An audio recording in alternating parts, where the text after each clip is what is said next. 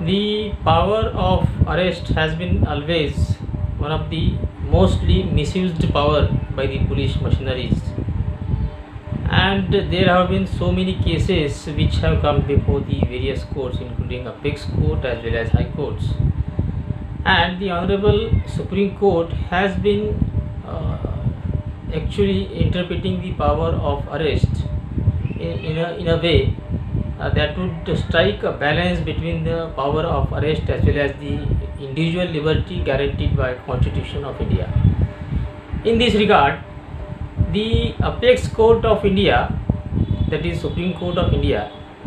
in the year 1994 in the case of Joginder Kumar has laid down the law that simply because it shall be lawful for the officer, he should not arrest immediately. Instead of that, if somebody is accused in a non-bailable or in a cognizable case, then he should investigate the matter without touching the person, without arresting the person, unless there are justifying reasons for the arrest. So this is to ensure that a common man who is having reputation, because reputation is held to be the fundamental right guaranteed by Article 21 of Constitution of India. And of course we know that once somebody is arrested, then his reputation is tarnished in society, and in that view of the matter, the Honorable Apex Court has time and again directed that arrest should be avoided, and this view has been consistently upheld and consistently followed even of late in the case of Lalita Kumari versus State of Bihar. The Honorable Apex Court has reiterated the same situation, that simply because somebody is accused in the case,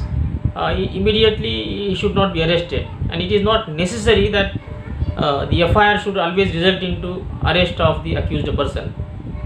And taking this view further, in the case of Arnesh Kumar versus State of Bihar, the Honorable Apex Court has issued directives that if somebody is accused in a case which involves the offences punishable up to 7 years, then in that case there should not be automatic arrest, and there should be a procedure to be followed which is laid down under section 41A of Constitution of CRPC. And if anybody doesn't follow this procedure as laid down in the case of Anish Kumar, he should be subjected to departmental inquiry, as well as he should be prosecuted under the Contempt of Courts Act. Pursuant to this order of Honorable Supreme Court, the Maharashtra DGP, the Director General of Police, has also issued certain guidelines and circular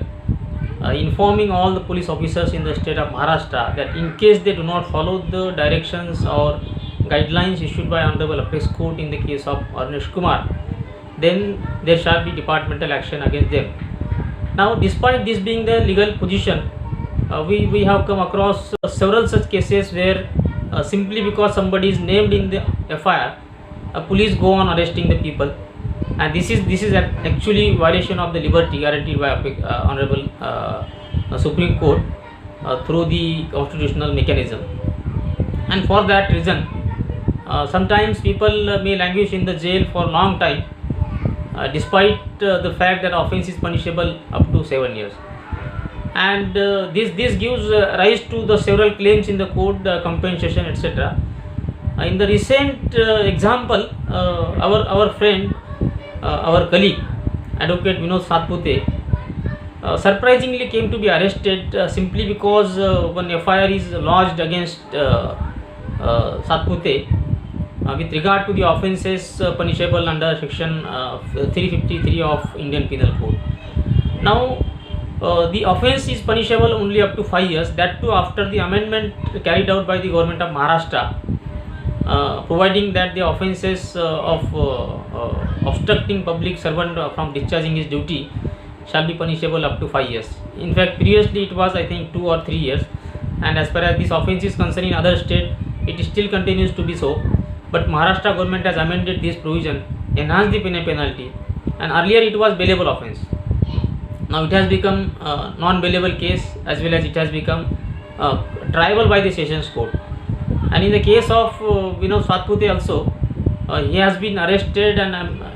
luckily on the very next day the team of lawyers approached the court, and on the very next day he was granted bail. but he was in custody almost for one day, around more than one day, and that deprived him of his liberty. Therefore, this is very serious concern, and Advocate Satpute has filed a petition in the court seeking to challenge the constitutional validity of the Maharashtra amendment in CRPC as well as IPC, and he has also sought compensation.